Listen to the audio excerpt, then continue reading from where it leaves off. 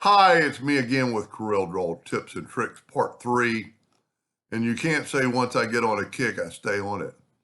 But I started thinking this is pretty neat with this, doing this with the clone. So I'm going to draw a square. I'm going to go ahead and hit P, put it in the center of the page.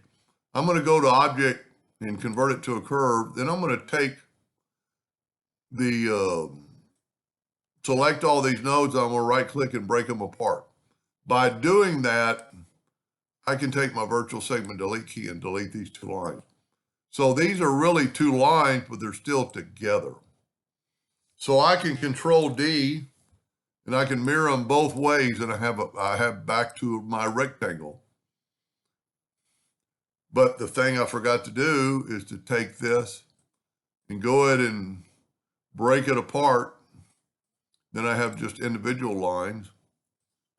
And I want to convert this to a curve, or convert it to a clone like I've been doing. So now I have my clone curve and I have my control curve.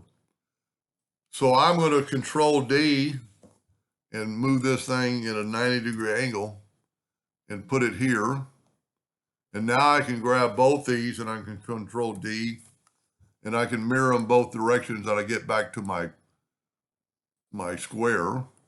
I'm going to select this with my shape tool. And as soon as you do that, you get the convert to curve. That gives us these handles. And because this is a clone, look what it's doing to all four sides. You can really pretty much tweak something like that. And then if you want to keep playing with it, just take your Smart Fill tool and fill that in, and you still got the capability of adding nodes and doing this. And look at what it does to all four sides.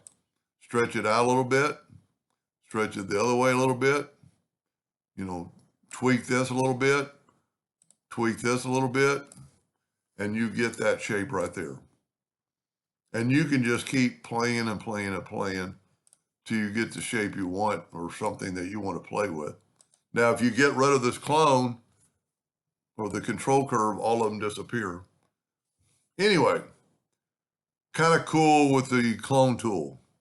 Hope that gave somebody some inspiration someday, and thank you for watching.